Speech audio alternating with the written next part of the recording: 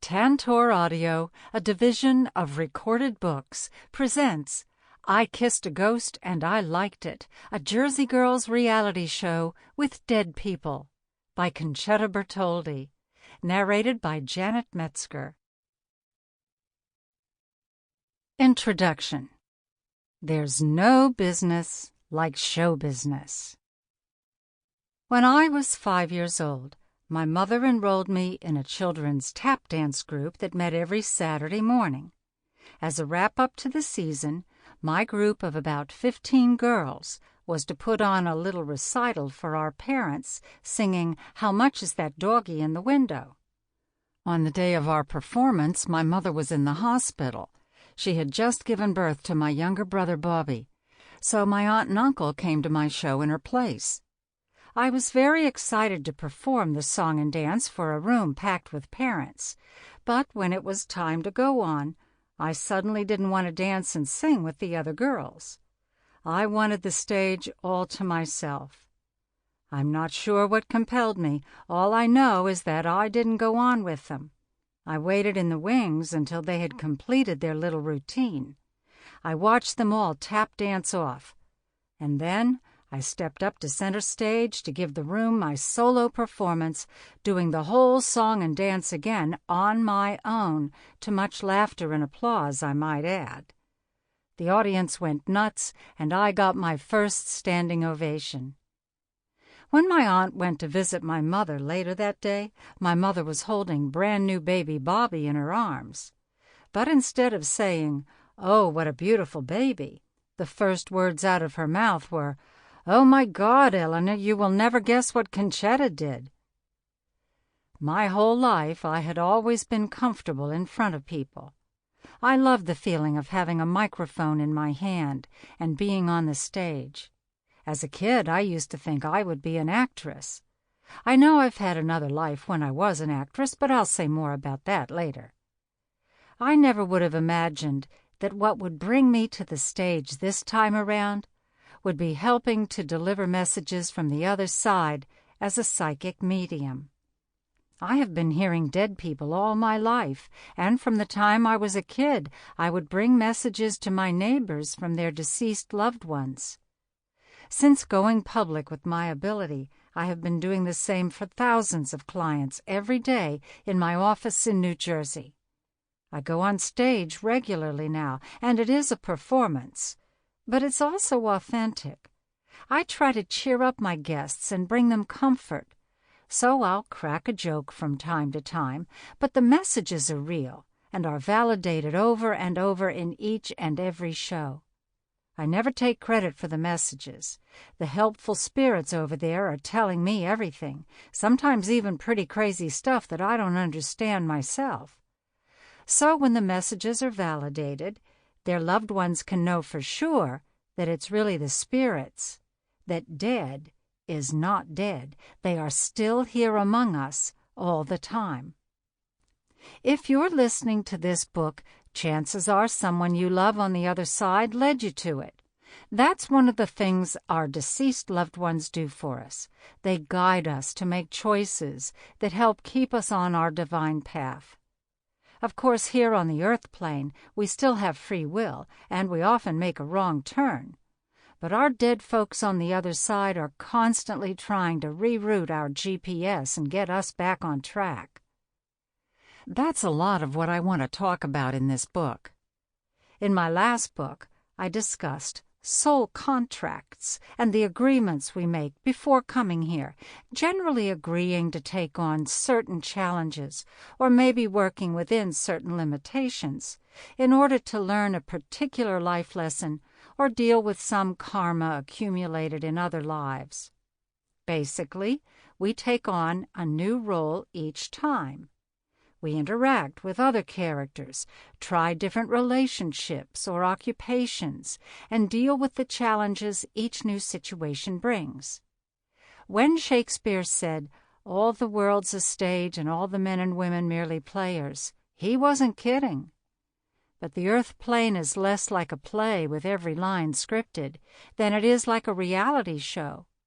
There's an outline based on the agreements we've made, but anything can happen.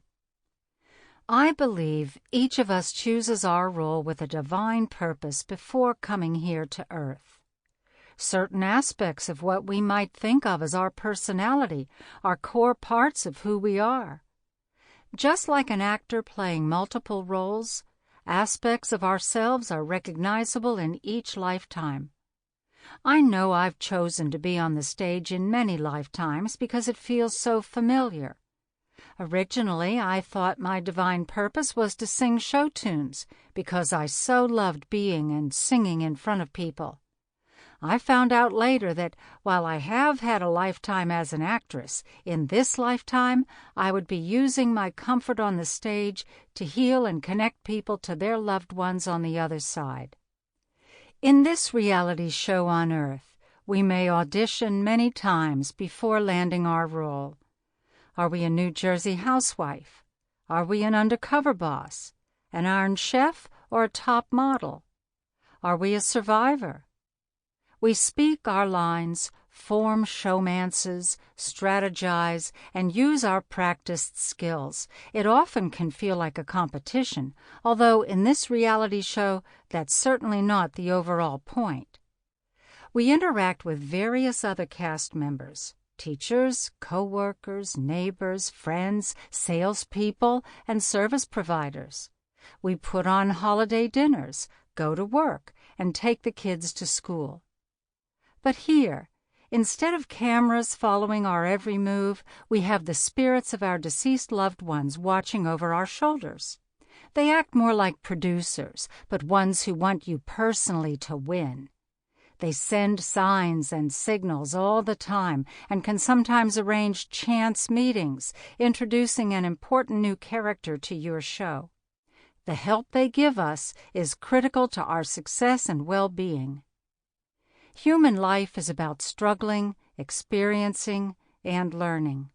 There are skinned knees, broken friendships, lost jobs, and terrible things like war, poverty, abuse, and addictions. There is a whole lot of joy and even miracles. But I don't think anyone gets all the good stuff without some of the other. Life on Earth is just crazy hard. I see clients all day long who are carrying guilt and shame and fear. They are being held back from the joy and perfection available to them. And I can relate to their stories in so many ways.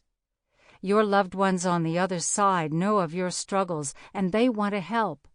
They want to remind you of your divine purpose and why you came here to be the star of your own reality show. In this book, I hope to share some wisdom for the living as well as some exceptional insights from the dead. In a way, the dead have it easy. They've crossed over into the unconditional love zone of the spiritual plane.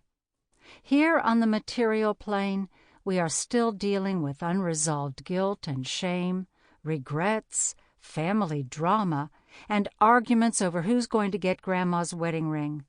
It's hard work being on Earth, and not even a psychic medium has it all figured out.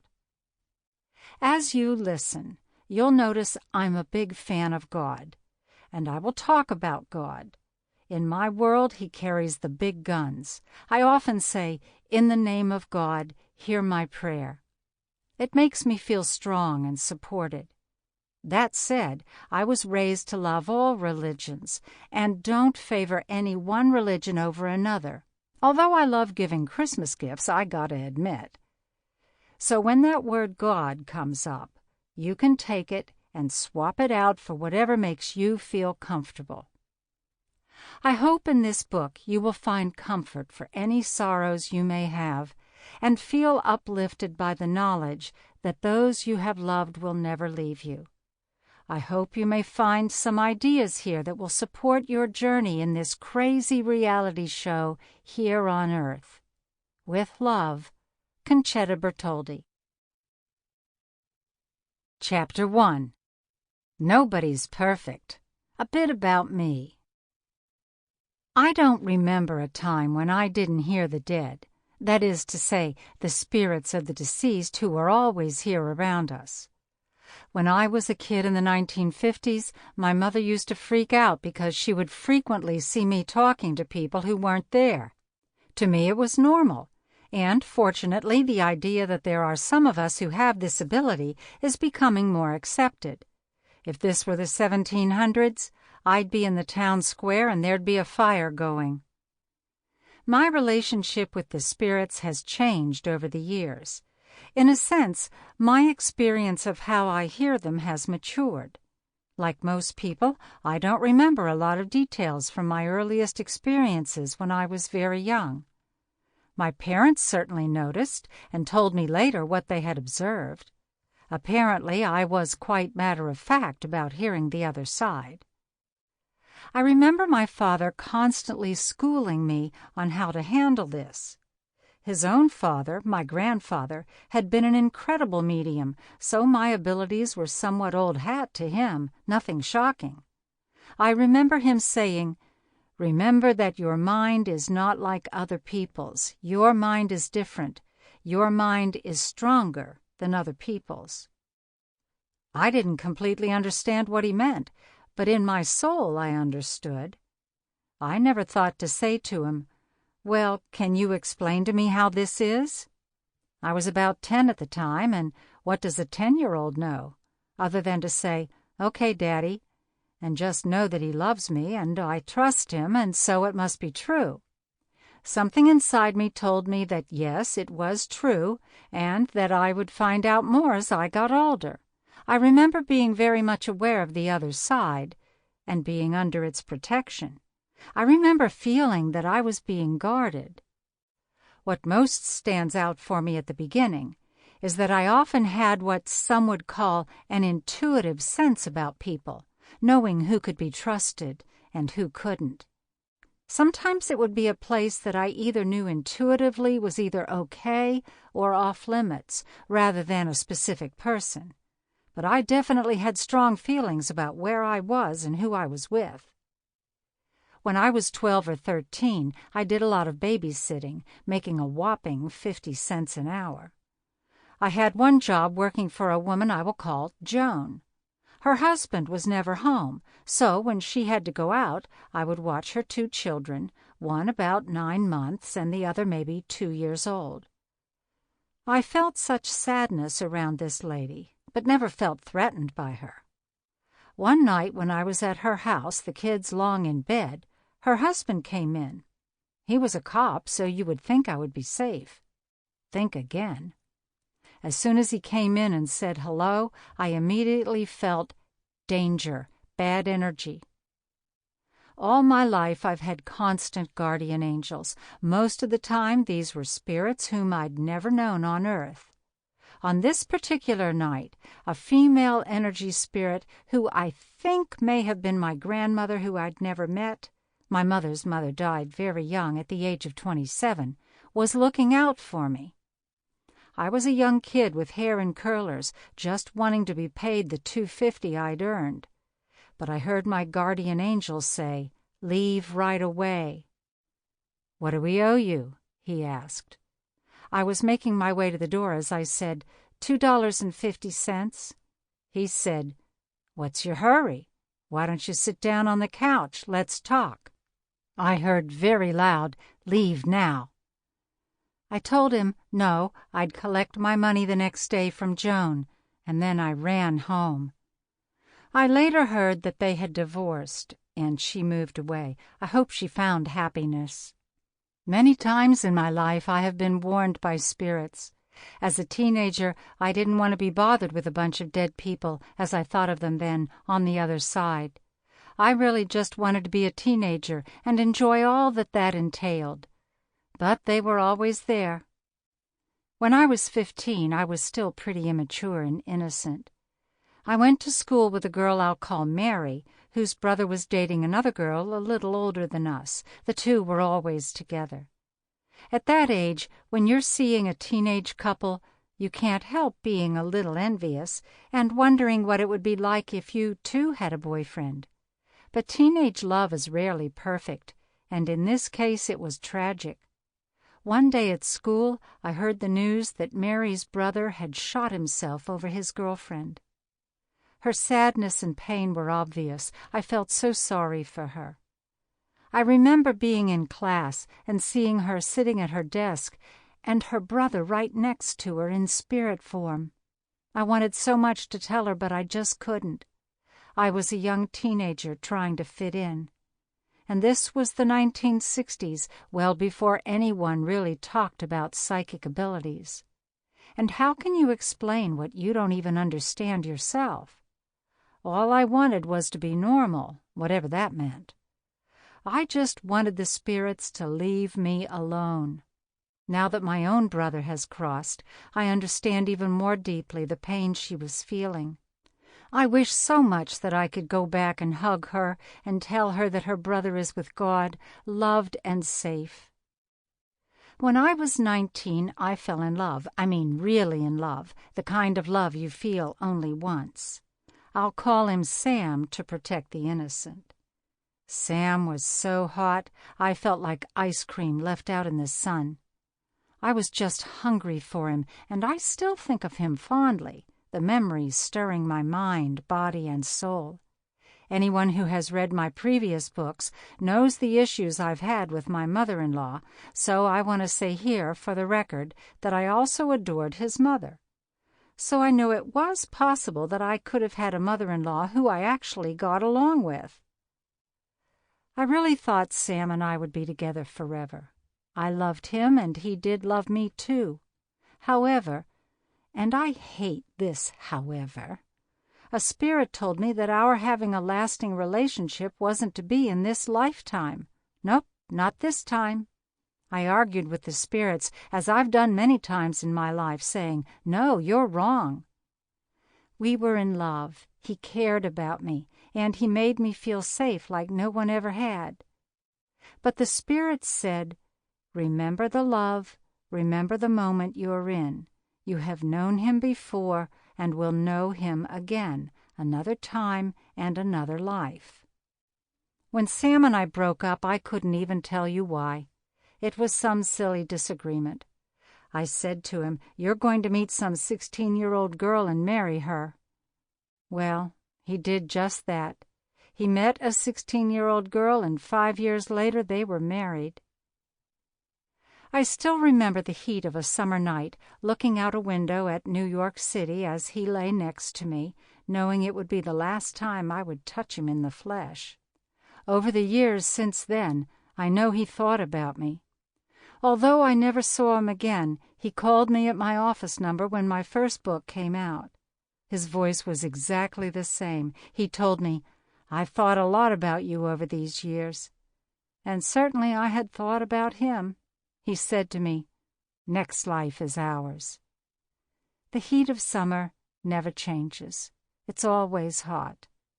I came across a poem by Wordsworth that had these lines which, for me, speak to this feeling of longing and yet acceptance, and then, beyond that, a certainty that what we shared was real and true and really will come around again in another life.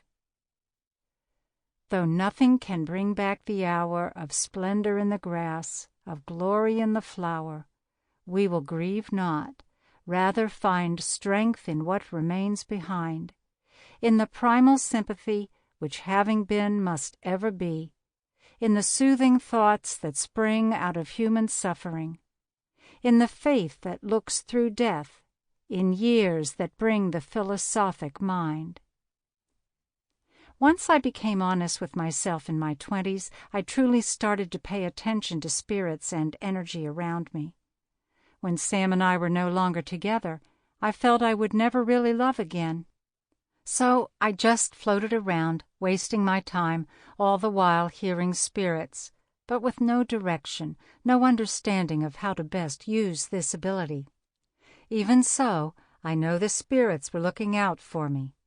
I remember once, at around 25 years old, I went to a job interview in a warehouse. Immediately upon walking in, I felt the negative energy. I needed a job, it was close to my house, and the hours were perfect.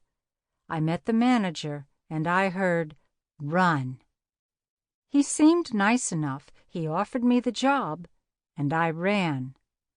On the surface, there was no reason to be nervous of this guy, but I was placing more and more trust in what I was hearing from the other side.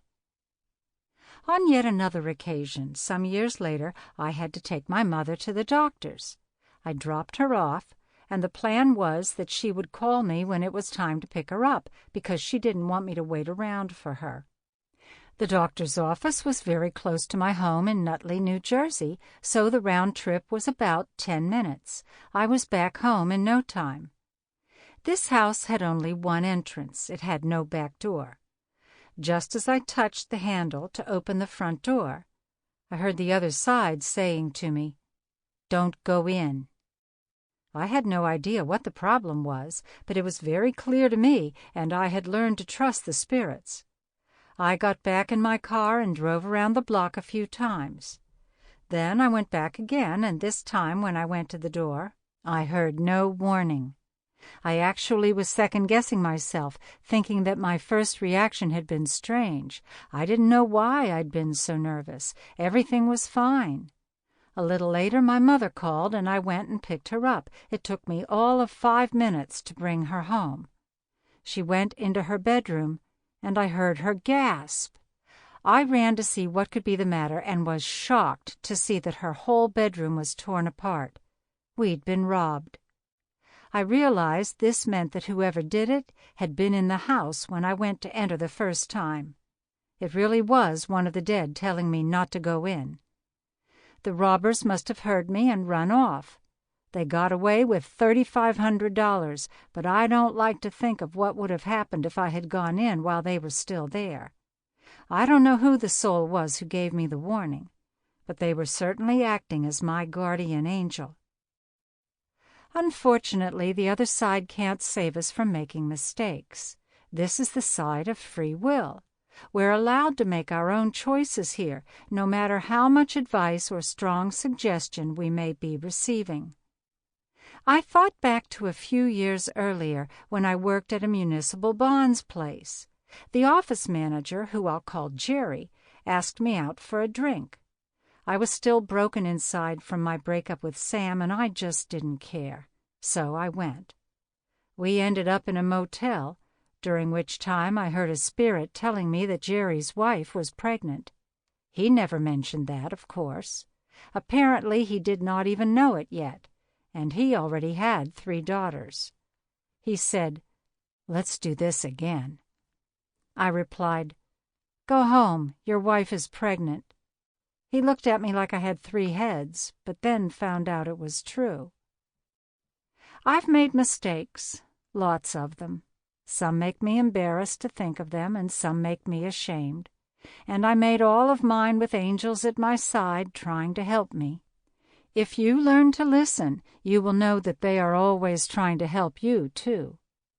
In this case, before I'd even done anything I would live to regret, they said, "Come on, Concetta, get out of here. You don't belong here." And I did not listen. When they said Jerry's wife was expecting a baby, I could not bear another moment. The motel is still outside the Lincoln Tunnel, and every time I see it, I'm reminded of that moment, that lesson. I was broken-hearted for years after Sam. I felt more alone than ever before in my life. When I look back on it today, I realize I was never alone. But I had lessons to learn. A few years later, I worked as a front desk receptionist for the 2nd floor of a large company. My husband, John, says I used to take calls for the 2nd floor. Now I take calls from the top floor. That is, God. One day, a young man walked in and gave his name. I immediately heard the other side tell me that this was Sam's brother. Now understand, Sam only had 2 sisters that I knew of, raised by a single mom, but I heard, "This is Sam's brother." I asked him, "Do you know you have a brother and 2 sisters?" It turned out I was right.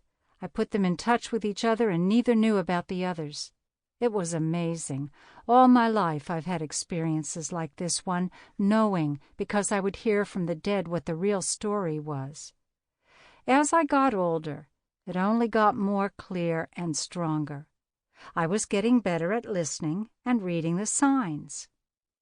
By the time I got to the age when I met John, who would become my husband, I was really aware. I knew he was an honest man and a good human being. Nothing is ever perfect on this side of the veil, so there was some baggage, but I knew he was the right one for me. These days, I have a pretty good relationship with the other side. I know they only want to help. But sometimes I have to ask the spirits to give me a break. It's not like they are yelling, but they do clamor for my attention if I don't consciously turn it off. I could be pushing my cart through ShopRite, passing by another shopper, and I'll hear, "Concetta, that's my daughter there." I can't just go up to someone in the store and say, "Excuse me, ma'am, but your dead mother would like to tell you something."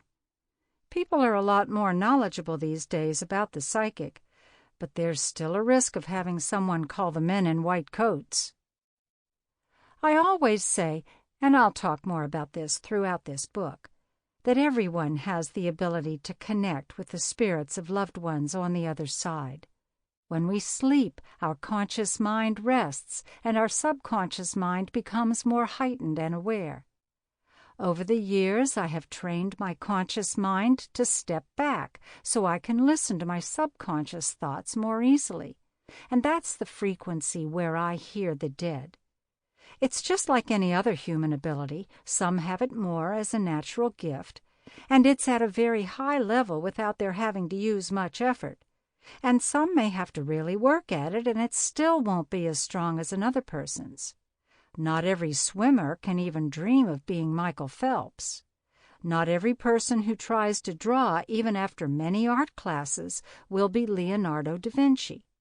I happen to have unusually focused concentration. I don't really know how to explain it. I remember once I was having a minor surgery, and the anesthesiologist told me to count while the drug took effect. I think most people would get to about 3, and zonk, they're out. I don't know how far along I was in the numbers, but I heard this guy saying to me, "Okay, you can stop counting now, Concetta. You're asleep." Even unconscious, there was a part of me that was aware and functioning. I also have one ear that doesn't have a hole in it, which may somehow increase my ability to focus inward since I'm getting reduced input from the outside. This is exactly what it sounds like. No hole. That means no sound is going in on that side. It's only a theory, but it makes sense to me since I know that I need to listen in a different way from other people. And without hearing on one side, I'm getting half the distraction that others must get. In any case, over the years, the way I receive impressions, hearing, seeing, feeling the spirits, has changed somewhat. Everything has become clearer, more intense, and, I feel, deeper as well. I think it's because I've been at it now professionally for 20 years. Like anything else you use or study, you get sharper. That said, I don't have a perfect batting average. I frequently tell my clients or my audiences that I have no idea what I'm talking about, and I mean that literally. The dead on the other side know who they are talking to, and they know things that their loved one will recognize. The way I most often get myself into trouble is trying to interpret what they are showing or telling me, instead of just passing it along for the person here to make sense of. In one example that comes to mind, my friend Debbie's grandmother had passed. I knew her grandmother on this side and liked her a lot. But I wasn't here when she died. My husband John and I were traveling. Some time later I saw Debbie, and all of a sudden her Nana shows up. Nana kept showing me an American flag. I said, "Debbie, was Nana ever in the military?" Debbie said, "No, why would you think that?" I said, "Well, she's waving an American flag, so I thought that must be it." Debbie said, "No, Concetta, Nana died on Memorial Day." Anyone who is psychic might be psychic in a different way. Some people hear things, which is called clairaudience. Some see things, which is called clairvoyance.